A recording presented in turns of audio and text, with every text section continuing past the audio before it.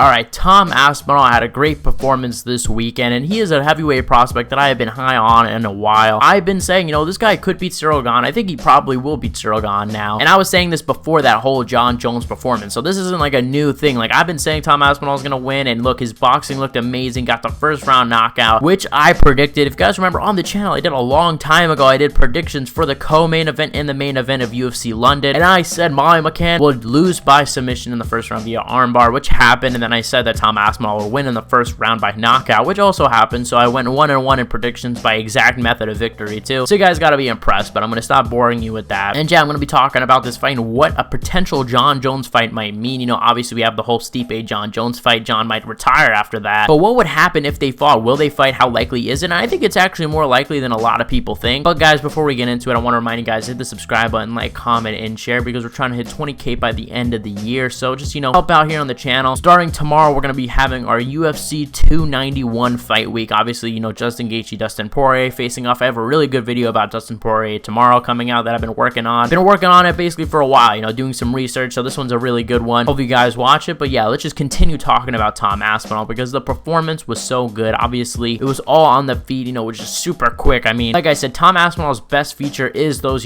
fast hands that he has, the boxing that he has, and he's used to, training with Tyson Fury. So his boxing is definitely one of the best in the heavyweight division right now, and we saw just the hand speed put him down with a perfect combination. Marcin Tybura was just out, ground and pound, very little ground and pound needed from Tom Aspinall in that moment, and got a really good performance. So basically 1 year after tearing his ACL. And yeah, obviously, we know the champ is Jon Jones, and Tom Aspinall wants him, but he did call out a fight in between. He wants to fight the winner of Ciryl Gane versus Sergey Spivak, which is going to happen at UFC Paris, I think, on September 2nd. So just under 2 months, and if anyone pulls out of that fight, it'd be interesting to see if Tom Aspinall happens to step into that fight. But yeah, like I said, I think there's a possibility that he could beat Ciryl Gane, mix it up with the boxing, mix it up with the wrestling, and take him down, and just, make it a full mixed martial arts fight. Obviously, Ciryl Gane isn't trash. I know a lot of people are going to say that after the Jon Jones fight, but Jon Jones has beaten everybody, so you can't really say that about Ciryl Gane. He almost beat Ngannou. Some people even score him winning that Ngannou fight, so I wouldn't really say that he's trash or anything. And Tom Aspinall already has a win over Spivak, so it's really going to matter on, honestly, if Ciryl Gane wins. If Ciryl Gane wins, I think that's a massive fight to have, Aspinall versus him. Like I said, I think right now I gotta go with Aspinall. I mean, Aspinall's quicker than him, I think, which is hard to believe because Ciryl Gane was extremely quick, especially when he first started coming up on the scene. But I think Tom Aspinall's probably gonna just mix it up, go for some takedowns, tire out Ciryl Gane that way, maybe get a late finish or a decision. That's my prediction at the moment. But honestly, like I said, I could see, Spivak beating Ciryl Gane and then Aspinall getting a title shot, even though he is ranked number 5, didn't really come off the best win. But before that, other than the Curtis Blaydes fight, I mean, he was taking out, Alexander Volkov, guys like that. And, obviously that Blaydes fight isn't really a loss. Like, let's be honest, he did tear his ACL in like the first 15 seconds, and there was no telling who was going to win that fight. But Jon Jones did respond on Twitter, did say, sounds good, lol. Obviously, like I said, Aspinall did call out him and the winner of Gane versus Spivak. And I actually think that this fight, out of all heavyweight fights, are most likely going to happen next. Now, listen, Jon Jones is a guy at his career that has beaten the who's who. So, collecting these accolades aren't really going to matter to him. I think if it's like a Pavlovich, I don't think he's going to want to come back for that. I don't think he's going to come back for a Spivak or a Ciryl Gane rematch. Like, what is there else for him? Once he beats Stipe, if he does beat Stipe, I think the only fight that could actually entice him is Tommy Aspinall, and here's why. Look, like Dana White kind of hinted to, Jon Jones versus Tom Aspinall in England is a massive fight. That's a super big fight in England. It's going to be a big phenomenon, and I think at this point of Jon Jones' career, I think he's interested in that sort of thing. I think he's interested in the spectacle of, coming back to heavyweight, beating these guys, and Tom Aspinall is a pretty big prospect that has a lot of, hype around him. Everybody knows how good he is, and Jon Jones, obviously, everybody knows how good he is. He's obviously coming off of that massive win against Ciryl Gane, so I think that there's a possibility that if Jon Jones beats Stipe Miocic, we could see Aspinall versus Jones next, regardless if Aspinall even fights anybody next. Aspinall might be able to fight Jon Jones next, and I know it sounds crazy. I could see them making like an interim title between Pavlovich and the winner of Gane versus Spivak, but yeah, honestly, I could see, Aspinall hopping right in there in England. They go back early next year, maybe the middle of next year, maybe next UFC London's even Aspinall and Jones, who knows? And who do I think would win that matchup? I think it's interesting, guys. Listen, Jon Jones, obviously, I think he's a smart heavyweight now. We see that he's training with those trips because I don't think he wants to go strength for strength because it is kind of a question mark. Who is the stronger heavyweight in there? Would it be Jon Jones or would it be a Tom Aspinall? Because he's really big. And we did see him,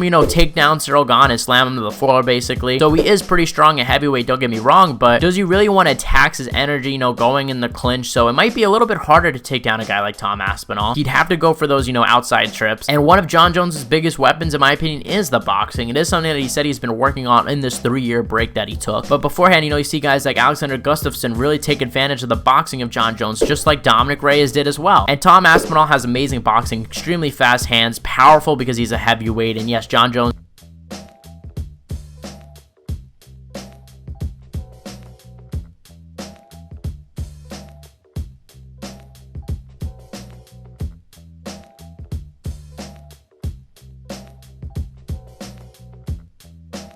I think if Tom Aspinall's confident there, pushes Jon Jones backwards, pushes him against the cage where, he can't shoot for takedowns, can't go for trips, and he can't use distance, to back up. I think if he's forced into the pocket, I think we could see Tom Aspinall do very well because he has really good head movement as well. I can see him cracking Jon Jones. That's a tough fight for Jon Jones. But I wanted to make this video to say, yeah, that fight could happen next, honestly. I would not be surprised if Jon Jones beats Stipe Miocic and that fight happens next. I just think, the winner of Gane versus Spivak doesn't really make too much sense. Assuming it is Cyril Gane, what are they going to fight at the end of the year, the beginning of next year? Jon Jones will have not fought for 2 months then. If Jon Jones is still around, which let's be honest, he may not even be still around, we could see a scenario where he's already looking for another opponent, like a Pavlovich or something like that. So I just think timing wise, it also doesn't make sense for him to fight someone. And look, does he deserve a title shot? No, I'm not at all trying to say that at all. I wouldn't say that he deserves a title shot right now. I think he needs one more big fight. But in terms of money fight, in terms of the spectacle, Aspinall versus Jones is a possibility. But let me know what you guys think in the comment section below. But for the rest of this video, I want to talk about Molly McCann versus Julius Orenko. Man, that's a hard name to pronounce. But yeah, I got this one right. Molly McCann submitted in the first round via armbar. I'm not, some sort of magic genie, Julia is just extremely good at arm bars. A lot of her wins come from arm bars in the first round. Completely broke the arm of Jessica Rose Clark in the first round. Yeah, so I predicted that this would happen, especially because we saw Molly McCann struggle against Erin Blanchfield last time out with the Kimura. And yeah, man, it sucks for Molly McCann. I know she gets a lot of hate. I did do a UFC London video, and I did give her some love there, but man, where does she go from here? Because I felt like in the beginning of last year, or the middle of last year rather, at this point, a year ago at this point, Molly McCann was a big deal, and there was even talks hey, if she gets through Erin Blanchfield, does she get a title shot, or does she get a title eliminator fight? And now just to see her suffering 2 first round finishes, it's a bad look. But yeah, Molly McCann